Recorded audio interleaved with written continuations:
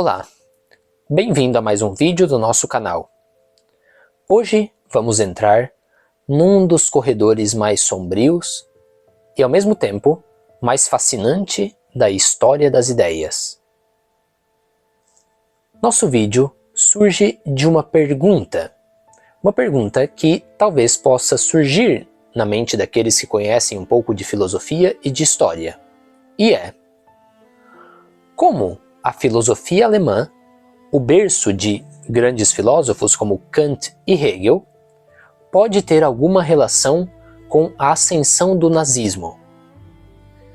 Essa é uma pergunta daquelas perigosas. Perigosa porque nos força a olhar para a filosofia não como um passatempo de intelectuais em suas torres de marfim, mas como uma força poderosa, capaz de moldar nações, justificar guerras e sim, até mesmo criar monstros. Para responder a essa pergunta, precisamos primeiro entender o campo de batalha. De um lado temos o idealismo alemão. Pensemos em nomes como Kant, Fichte, Hegel. Eles são os arquitetos do nosso mundo mental. A ideia central deles, de forma muito simplificada, é que a realidade não é algo que a gente simplesmente encontra por aí, como uma pedra no meio do caminho. Não, a realidade é em grande parte construída pela nossa mente, pelo nosso espírito, pela nossa consciência. Imagine que o universo é uma tela em branco. Para os idealistas, é o sujeito, ou seja, você, eu, a consciência humana que pega os pincéis e as tintas e pinta o quadro. O sujeito é o protagonista. É o que o filósofo Fichte chamou de eu absoluto. O eu não apenas observa o mundo, ele o põe, ele o cria. É uma filosofia que coloca um poder imenso nas mãos do espírito, da vontade, da razão humana. Do outro lado, temos a tradição do realismo, ou do materialismo. Aqui, a história é outra. O universo não é uma tela em branco, ela é um palco imenso, com cenários, leis e uma história própria, que já estava aqui muito antes de nós, os atores, entrarmos em cena. A matéria, a realidade concreta, vem primeiro. A nossa consciência, o nosso eu, não é o diretor da peça. Ele é um produto fascinante e complexo da própria evolução da matéria. Então, temos uma batalha fundamental. O que vem primeiro? O sujeito, que cria o mundo, ou o mundo, que cria o sujeito? O idealismo diz que o herói da história é a consciência. O materialismo diz que a consciência é um capítulo fascinante, mas ainda assim um capítulo dentro da história muito maior do universo. E por que essa briga de filósofos importa para nós? Porque a resposta que você dá a essa pergunta muda tudo.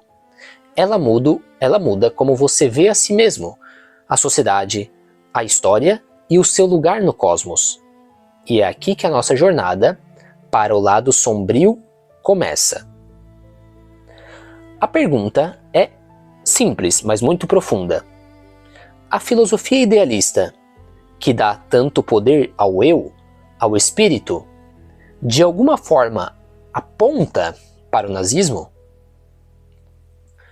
A palavra aponta é uma palavra forte. Parece que Hegel ou Fichte tinham um plano maligno, uma intenção de que suas ideias terminassem no campo de concentração de Auschwitz. Óbvio que isso seria um exagero e uma injustiça histórica para com eles. A verdade é mais sutil e talvez por isso ainda mais assustadora. A filosofia idealista alemã não apontou para o nazismo como uma flecha aponta para um alvo. Ela, na verdade, construiu a estrada. Ela forneceu as ferramentas, o vocabulário e, o mais importante, a justificativa moral e histórica para que a ideologia nazista pudesse sim florescer. Ela preparou o terreno, adubou a terra onde essa semente venenosa iria germinar. Vamos seguir este caminho de migalhas de pão intelectual. E acreditem, a primeira parada pode ser surpreendente. Porque não começamos com um filósofo, mas com um reformador religioso, Martim Lutero. Sim, Lutero, o pai da Reforma Protestante.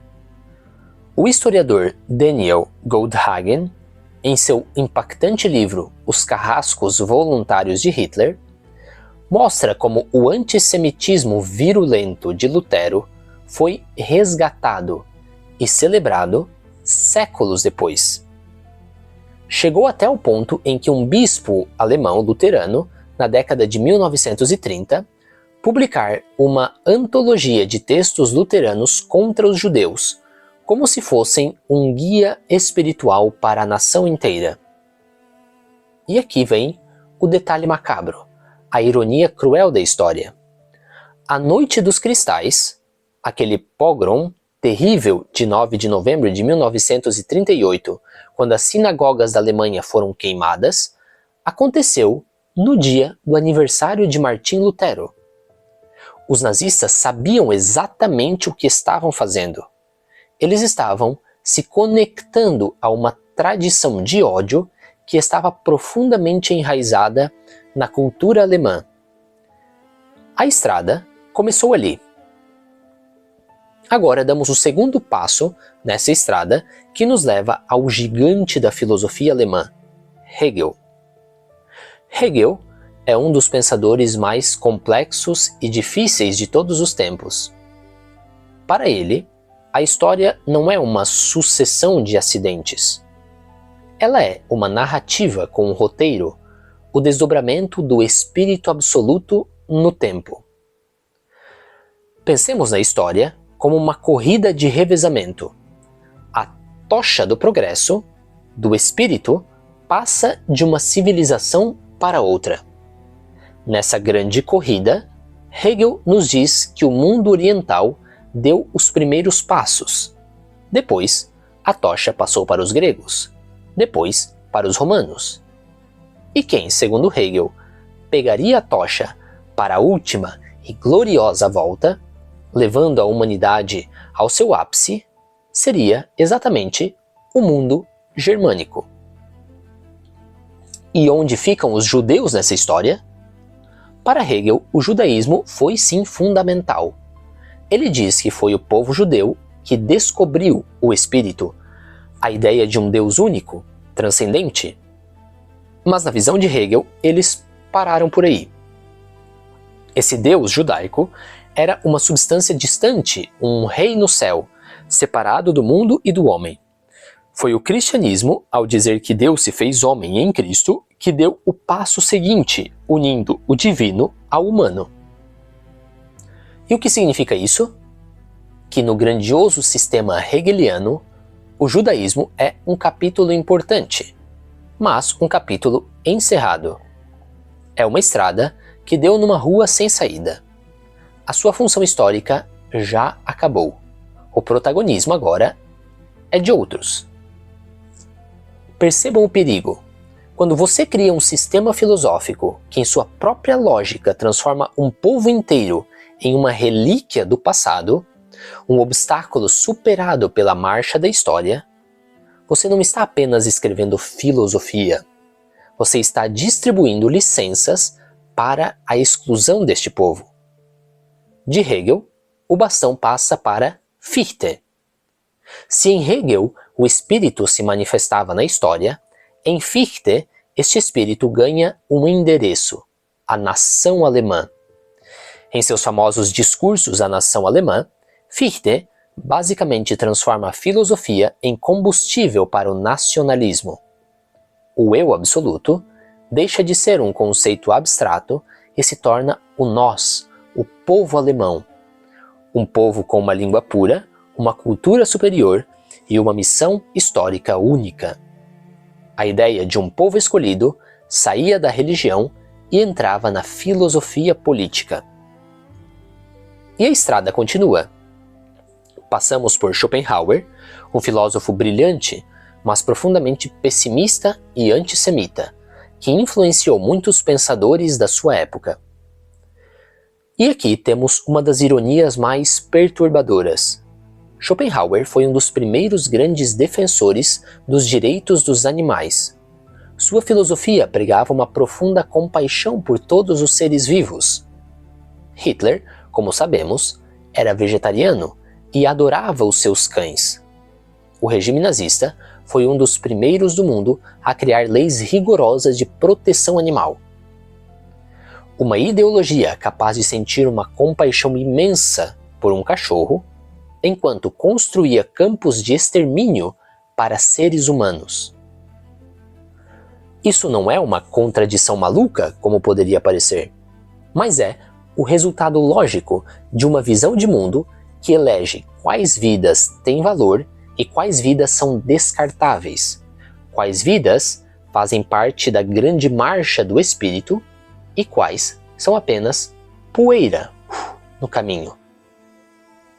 Finalmente, essa estrada de ideias desemboca na política real, na figura de Bismarck, o chanceler de ferro, que unificou a Alemanha. E na sua era, que era o pan-germanismo, a ideia de unir todos os povos germânicos sob um único império, e o antissemitismo moderno se tornam forças políticas organizadas, com partidos, jornais e intelectuais de renome. Claro, Bismarck era pragmático. Ele fazia negócios com banqueiros judeus quando era conveniente, assim como outros monarcas fizeram antes dele. Mas o veneno ideológico já estava circulando nas veias da sociedade. Então, esse foi o caminho que percorremos. De uma reinterpretação teológica de Lutero, passando por uma grande narrativa histórica em Hegel, que deixa os judeus para trás, pelo combustível nacionalista de Fichte, até a Realpolitik antissemita da era de Bismarck. A filosofia alemã não criou o nazismo com um estalar de dedos. Ela fez algo muito mais profundo. Ela normalizou a ideia de que um povo, o povo germânico, era o protagonista da história mundial. Ela fortaleceu um roteiro grandioso, no qual o extermínio de outros povos não parecia um crime, mas uma etapa dolorosa e necessária da grande marcha do progresso do espírito absoluto. A lição é realmente aterrorizante. As ideias não são inofensivas. Uma ideia, nascida na mente de um gênio solitário, pode, gerações depois, se transformar em um arame farpado, em câmeras de gás, em uma catástrofe mundial.